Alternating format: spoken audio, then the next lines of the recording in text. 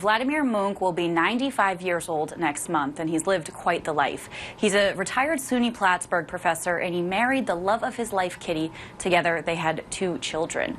Everyone has a story to tell, but not everyone lives to tell it. Vladimir Munk is an exception to that.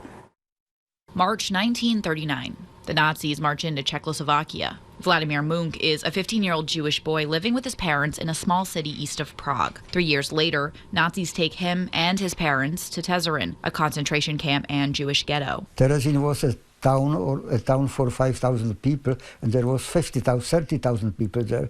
So it was a little bit crowded. While at Tesarin, Munk became a locksmith, and that's where his love story began with Kitty. We just somehow got together and were walking and holding hands and talking a little bit and finding that we have many common interests, the same and something like that. But that was all we could do. Tesarin wasn't an extermination camp, but many of the people living there were deported to death camps. They decided to empty the city to prevent any uprising or something like this, and send 20,000 people in 1 month to Auschwitz. It was 1944 when Vladimir and his father were sent to Auschwitz-Birkenau.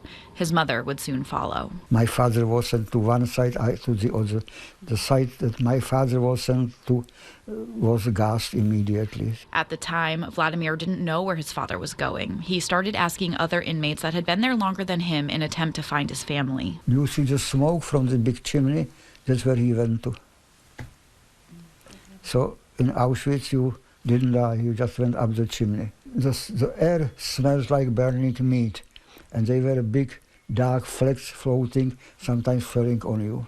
That was how they cremated up to 12,000 people a day. Munk was only there for 3 weeks. Then the Nazis marched Munk and other prisoners from labor camp to labor camp. One morning, as they were getting ready to march again, Munk was left behind. And next morning, when they woke everybody and continued to march again, they left me there. They either saw that I am dead or didn't see me, but I was left in Brehammer. And so that's how you... So that's how I was liberated. After he was liberated and the war ended, Munk moved back to Prague, where he and Kitty reunited and were married. Munk was an only child. During the Holocaust, he lost over 30 close family members, including his mother and father. You know, all my life I try not to think too much about it. Monday is the 75th anniversary of the liberation of Auschwitz, and Vladimir Munk will be there. He's traveling back to the former concentration camp, where his family was murdered, and he somehow managed to survive. I just want to go to the place, to stay there and think about it. I remember those and I remember this, and just then go home and drink a little bit of vodka. Thousands gather on graveyard grounds to remember the lives lost in Poland. This is not for fun. Over 1 million people were killed in Poland at the Auschwitz-Birkenau concentration camp. All mothers, fathers, children. In attendance is Vladimir Munk of Plattsburgh. He was a prisoner held at Auschwitz in 1944. His mother, father, cousins, and many of his friends never made it out alive. So it's depressing. So I thought, this is the last chance that I can go to the place where they all were killed or disappeared. Munk says remembering his past, his experiences during the Holocaust, is something he's tried not to do for most of his life. But the older he gets, the more he wants to remember, to honor the victims that didn't make it out like he did. I just want to go to the place, to stay there and think about it.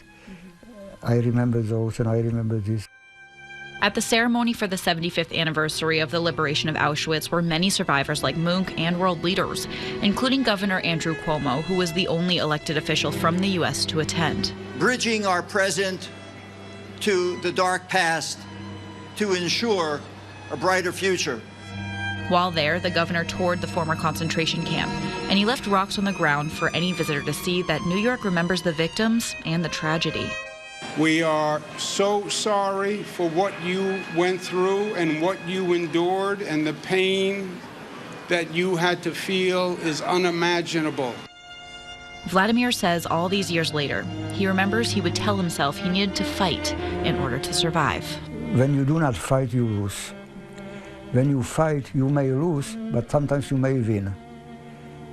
And when you win, it's always very sweet. It is for me to win was to survive, right?